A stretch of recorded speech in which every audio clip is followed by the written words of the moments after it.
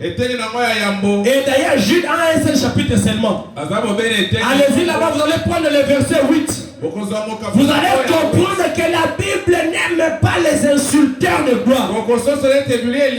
La Bible n'aime pas les gens qui jouent à la gloire de Dieu. Malgré cela, ces hommes sont aussi entraînés par les rêveries. C'est quoi la rêverie ici? Tu prends tes pensées, tu introduis dans la parole, tu es en train de rêver, tu penses que Dieu est ton grand-père. Dieu n'est pas ton grand-père, Dieu n'est pas ton ami, Dieu est Dieu et sa parole, on la respecte. On ne joue pas avec Dieu. Dieu n'est pas ton ancêtre, Dieu n'est pas ton chef coutumier, Dieu n'est pas le patron de ton clan, Dieu n'est même pas le président de la République. Mais Dieu, il est au-dessus, supérieur à toutes ces catégories-là. Tu peux bouder la parole d'un président de la République. Tu peux bouder la parole d'un grand opposant. Tu peux malmener la parole de ton ancêtre. Tu peux piétiner la parole de ton père. Mais la parole de Dieu, on ne la rejette pas. Tu la rejettes. Tu es en train de sceller ton sort négativement. Alléluia. Ces hommes, malgré cela, ces hommes aussi entraînés par les rêveries suivent pareillement leur chair.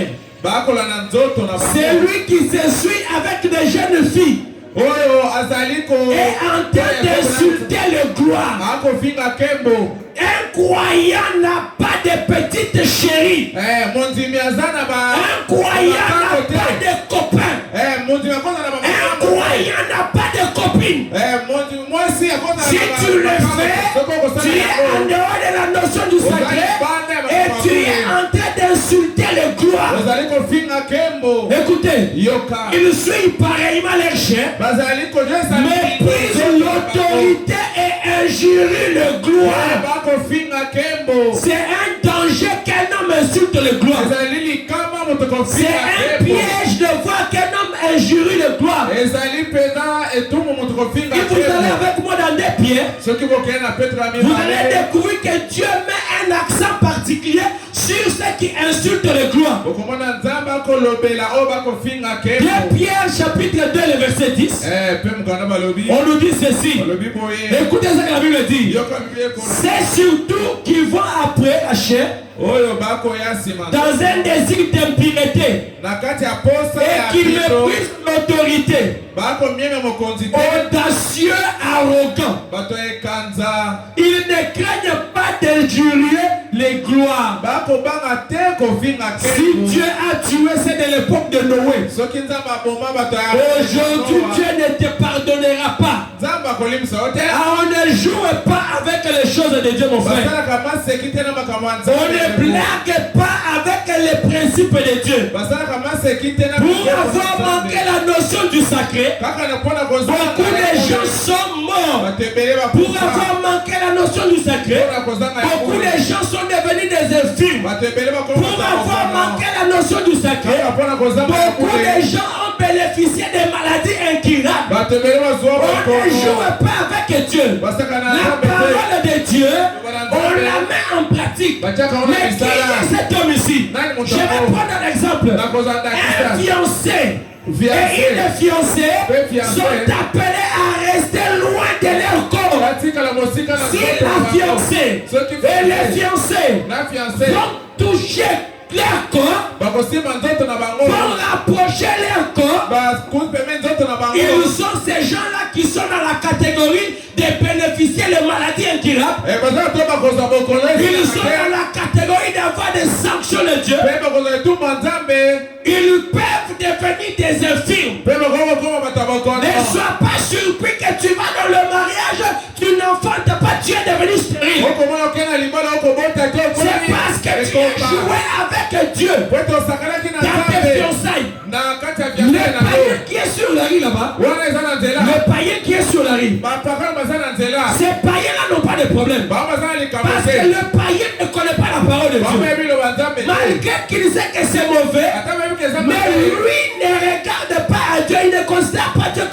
prêtre. Mais toi qui es croyant, toi qui crois la parole, quand tu es en train de vivre en dehors de ce que la parole a dit, tu t'exposes à des choses terribles. Un croyant, quand tu l'es fiancé, un croyant, quand elle est fiancée, elle a des critères à respecter. Un fiancé ne monte pas avec sa fiancée comme s'il faisait le défilé de mode. Ensemble. Ensemble. À Kingakati ensemble. Donc lui connaît tous les lieux touristiques.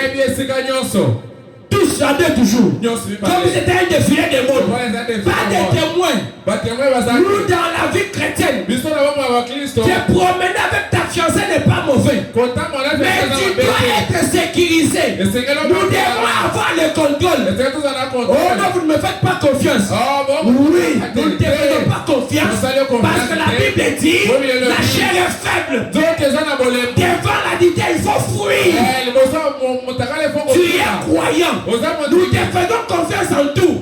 Mais quand tu as être collé avec ta femme, on ne te fait pas confiance. Parce que David est tombé. Alléluia. David était tombé. C'est à cause de la femme. Je ne te ferai pas confiance. Parce que non, pasteur, on n'a rien fait. Tu as fait quelque chose. Tu ne peux pas sortir avec ta fiancée. Commencer à monter et descendre. Elle n'est pas un budget exposé. Attendez les mariages. Combien de mariages se promènent? On cette joie-là de monter et descendre avec leurs épouses. Tu la vois aujourd'hui comme une fleur. Quand ils sont avec toi, tu commences à regarder d'autres filles là-bas. C'est maintenant là que tu dois te préparer à s'il faut faire des économies. S'il faut me garder $2,000 en banque. Garde ça là-bas. C'est à ce moment-là que tu feras des tours avec ta femme. Si même tu veux faire 45 jours de lune de miel, tu ne me verras pas venir là-bas. Oh frère, c'est beaucoup. C'est ton problème. Mais pendant le fiançailles, on ne voit pas le fiancé monter et descendre. Là, je crois qu'on a déballé. Elle nous perd d'importance. Elle nous perd d'essence. Même si moi je viens, je vais acheter une chouquoine. On me dit qu'ils ont pembé. Mais si l'union sont, on a qu'un échantillon. Je n'achète pas. D'ailleurs, les Indiens et les Chinois eux-mêmes, ils savent que l'échantillon ne vend pas. Si tu entres dans un magasin, je vais prendre ça. On dit c'est fini. Si tu l'as dit, donnez-moi même l'échantillon ici. Beaucoup refusent. Pourquoi? Parce qu'ils respectent les critères de l'échantillon. Un échantillon, on ne les vend pas. Un échantillon est gardé là-bas comme échantillon. Alléluia. Quand tu perds la notion du sacré, tu es en dehors de la parole de Dieu. Aujourd'hui, les églises sont remplies de Corinthiens modernes. Aujourd'hui, les gens se donnent certaines libertés en s'éloignant des principes de la parole de Dieu. Laissez-moi vous dire ce matin, j'ai réuni tout mon courage pour vous dire que tous ceux qui s'éloignent des principes de Dieu sont des païens. Ils injurent les gloires. L'absence de la notion du sacré est à la base de plusieurs dérives de croyants. L'absence de la notion du sacré est à la base de la grande légèreté que l'on voit dans les croyants. L'absence de la notion du sacré est à la base de plusieurs négligences que l'on voit dans l'église.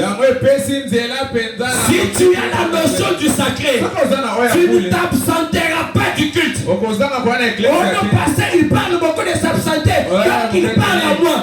Oui, je parle à toi. Mon ministère, c'est pour te parler. Dieu m'a envoyé pour prêcher. Parmi les gens, je te prêche toi. Toi, tu penses que si tu ne viens pas à l'église, je vais t'épargner. Tu n'as pas la notion du sacré quand tu t'absentes sans raison à l'église. sans aucune raison. J'ai des gens que je connais dans cette église qui, quand lui s'absente, il m'informe et je sais pourquoi. Le jour où frère Benjamin va s'absenter du culte, c'est grave, c'est grave. Et le frère Benjamin, là où on vient à l'église, il n'est pas là. C'est grave, mon frère. Si vous l'aimez, dérangez-le. Les frères Lys, s'ils s'absentent de l'église, il me dit, Pasteur Jean, pourquoi me charger? Pasteur Jean travaille la nuit, mon travail est débordé. Mais toi, quelle est ta raison? Et dans ton cœur là, tu dois savoir évaluer les raisons que tu pousses, si ce sont des raisons de la parole. Dieu n'écoute que sa parole. Toutes les raisons produites en dehors de la parole de Dieu, cette raison-là ne tient pas debout. Vous avez par exemple le frère Lys. Le frère Lys me dit, parce que j'ai un travail, je ne serai pas venu là. La Bible dit que celui qui ne travaille pas ne mange non plus. Est-ce que vous comprenez? Mais toi tu me viens ici, parce que j'étais allé voir notre tante qui était à l'hôpital malade. Notre tante à l'hôpital malade. C'est une bonne chose. Où est le problème? Et pourquoi tu ne peux pas venir à l'église? Oh non, pasteur, tu vois, quand on était là, on a cherché les médicaments, je suis allé chercher. Frère, ce n'est pas une raison. Dans la famille, cette tante qui est malade là, c'est pas toi sa garde malade. Que le garde malade s'occupe de lui. Et il y a beaucoup de personnes dans la famille. Dans ta famille. Suivez-moi bien. Dans ta famille. Les gens doivent savoir qu'avec les affaires de Dieu, toi tu ne joues pas. Dans la famille, tu dois t'afficher. Dans la famille, on doit te connaître que tu es un frère. Nous ne sommes pas ici des chrétiens seulement à l'église, mais à la cité là-bas, vos filles ne sont pas des prédications. Dans ma famille, on doit savoir que moi j'ai pris à Rouge Gorge Tabernacle chaque mardi, chaque jeudi, chaque dimanche. Quand il est là d'aller à l'église, eux-mêmes comment la faire? Quelle église quoi? Parce que tu as déjà imprimé ton oreille sur ton chemin, là où tu travailles. Par exemple, je prends l'exemple. Comme le frère Christian, lui, généralement, il a un tronçon qu'il fait, qui est Gombe. Il a beaucoup de chance de croiser les mêmes personnes qui utilisent ce tronçon ici tous les jours. Si ces gens-là ne sont pas capables de témoigner que ça c'est un chrétien, tu n'es pas un chrétien. Tu viens passer le temps seulement. Est-ce que vous me saisissez? En ville là où tu travailles, les gens doivent témoigner que tu es un croyant. C'est ça la notion du sacré. Quand on a la notion du sacré, on s'affiche comme croyant en public. La religion, la chrétienté n'est pas une religion de poche. Moi je suis croyant, tu mets dans ta poche. C'est seulement à l'église quand tu arrives que tu sors ça pour que les gens te voient que tu es croyant. Ça c'est manquer la notion du sacré. Je vous ai dit que l'absence de la notion du sacré est à la base de plusieurs libertés que les croyants se donnent. La légèreté. On dit que c'est le moment de l'adoration. Tu es là, tu ne pries pas. Tu es là, tu ne chantes pas. Aujourd'hui, je vous remercie. Même le dimanche passé, je vous remercie. Parce que vous commencez à respecter l'adoration. Quand c'est le moment de l'adoration, c'est le moment où ton cœur parle avec notre Dieu. C'est le moment où ton cœur est en train de vivre avec Dieu. C'est le moment où tu te déverses avec Dieu. Rappelle-toi que Anne avait un problème. Anne ne concevait pas. Anne avait un problème. problème. Des années. Elle n'enfantait pas.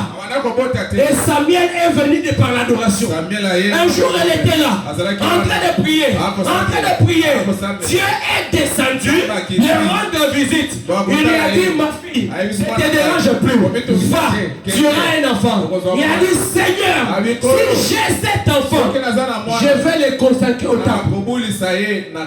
C'est dans l'adoration que tu parles au Seigneur.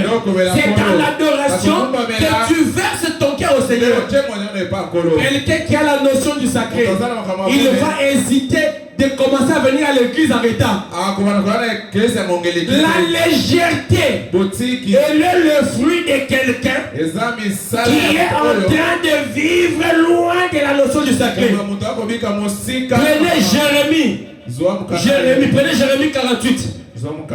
Jérémie 48, le verset 10. Vous allez voir ce que Jérémie dit là-bas. Jérémie dit ceci.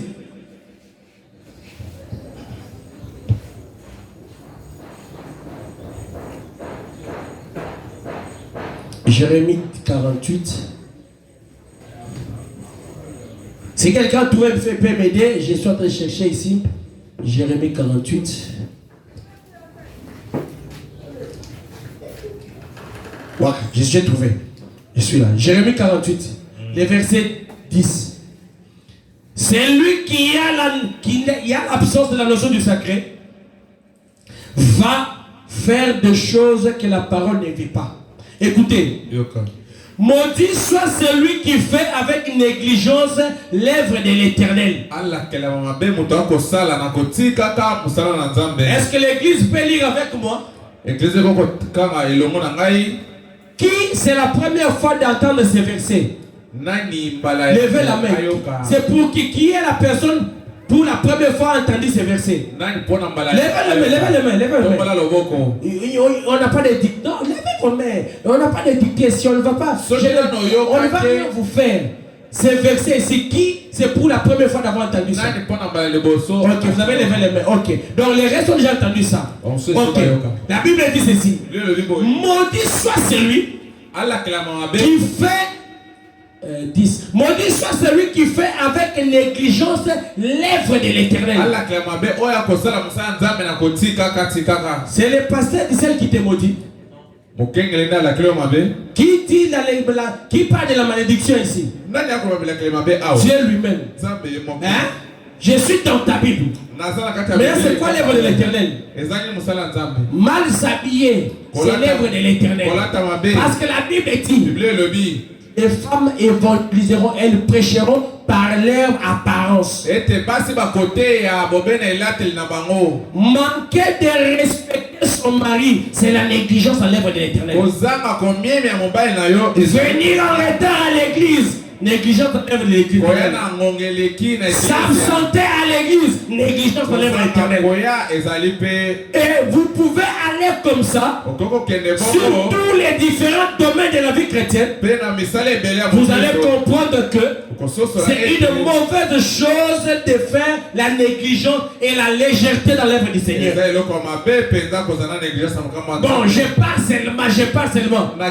Quand tu choisis d'arriver vers la fin, pour qu'on voie que tu étais venu à l'église, cette façon de croire, la vie de la croyance de façade est une chose condamnable selon Jérémie 48, 10. Tout ce qui était sacré, tout ce qui est sacré est gardé dans le domaine du sacer. Si l'arche était sacrée, c'est parce que l'arche était consacrée à Dieu. Et le sacré originel, c'est Dieu lui-même. Est-ce que vous êtes là? Si le tabernacle était sacré, c'est parce que le tabernacle était consacré à Dieu lui-même.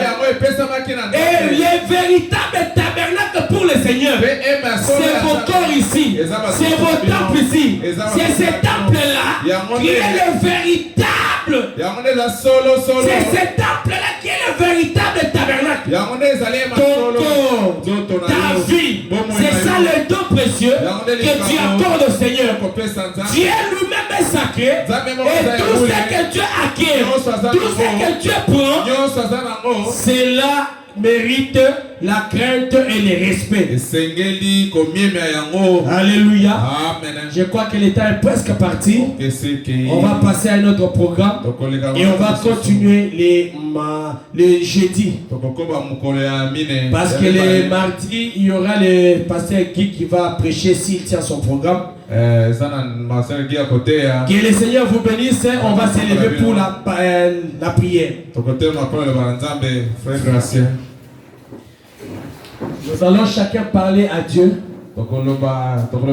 selon qu'il a parlé à ton âme ce matin. Nous allons parler pour que Dieu nous aide à marcher dans la crainte de l'Éternel. Nous allons implorer sa miséricorde et sa grâce pour que lui nous aide à vivre dans la notion du sacré. Jésus, Jésus, je t'aime. Jésus, Jésus, je t'aime. Jésus, Jésus, je t'aime. Jésus, Jésus. Prions tous, prions le Seigneur. Merci Seigneur pour ta parole. Merci de nous avoir parlé ce matin. Aide-nous Seigneur, après avoir écouté la parole, de marcher conformément Seigneur, selon ta parole.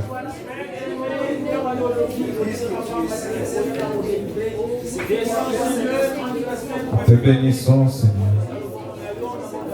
Tu nous as parlé à travers la parole, tu nous as consolés. Merci pour ta parole.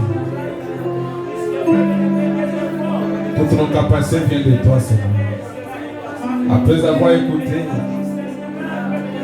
donne-nous la capacité de vivre, de mettre cette parole en pratique. Car nous vivons dans un monde corrompu. Ce monde est rempli de mauvaises choses. Ce monde si méchant. Seigneur, nous voici. Nous voici l'Éternel. S'approcher auprès de toi. Implorer ta miséricorde. Beaucoup sont venus malades, Seigneur. Et du temps des apôtres, nous avons vu Pierre, pendant qu'il parlait seulement. Le Saint-Esprit descend. Et le Seigneur remplit le cœur des gens. Et nous croyons que pendant que ton serviteur est en train de prêcher, tu as rempli nos âmes de ta puissance. Tu nous as délivrés, Seigneur. Nous croyons que nous sommes délivrés. Parce que tu nous as parlé. Nous croyons que tu nous as bénis. Nous croyons que tu as rempli nos âmes de ton Saint-Esprit. Seigneur, donne-nous la capacité. Donne-nous la force, Seigneur, de vaincre ce monde. Car la seule façon de vaincre ce monde, c'est avec la parole. C'est avec la parole que tu puisses. Que nous soyons la parole faite chair. Que nos vies puissent refléter ta parole. Notre façon de vivre reflète la parole. Et tout cela, c'est sans toi, nous ne pouvons rien faire, Seigneur. Dans ces prières.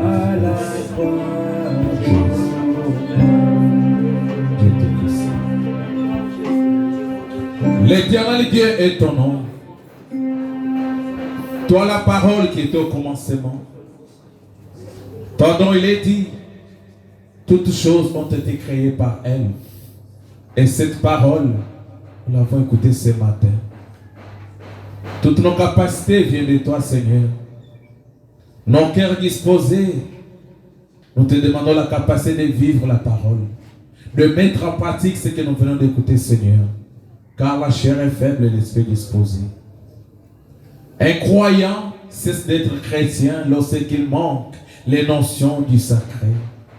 Il est écrit que chercher la paix avec tous et la sanctification sans laquelle personne ne peut lui être agréable.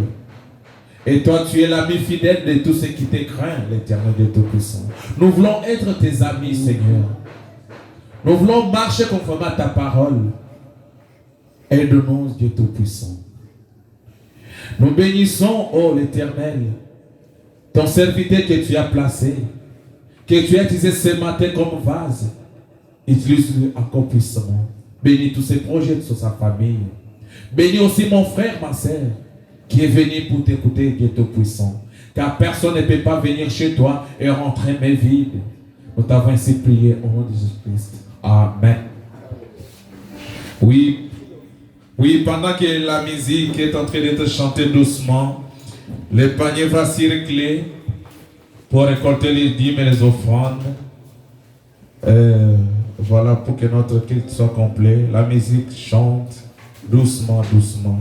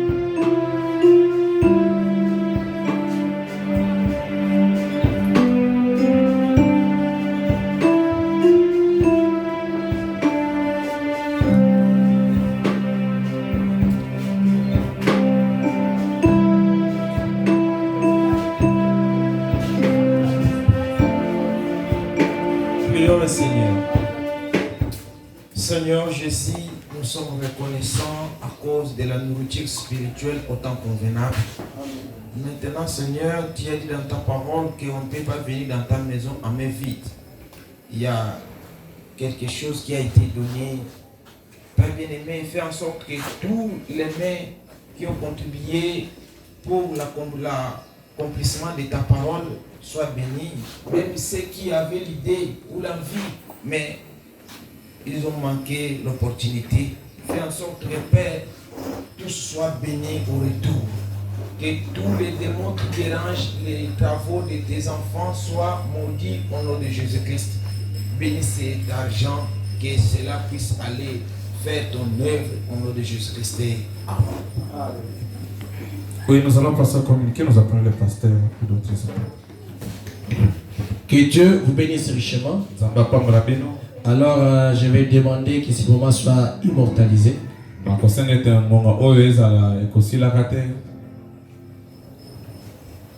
Que Dieu vous bénisse. Est-ce que vous êtes dans la joie? Est-ce que vous êtes dans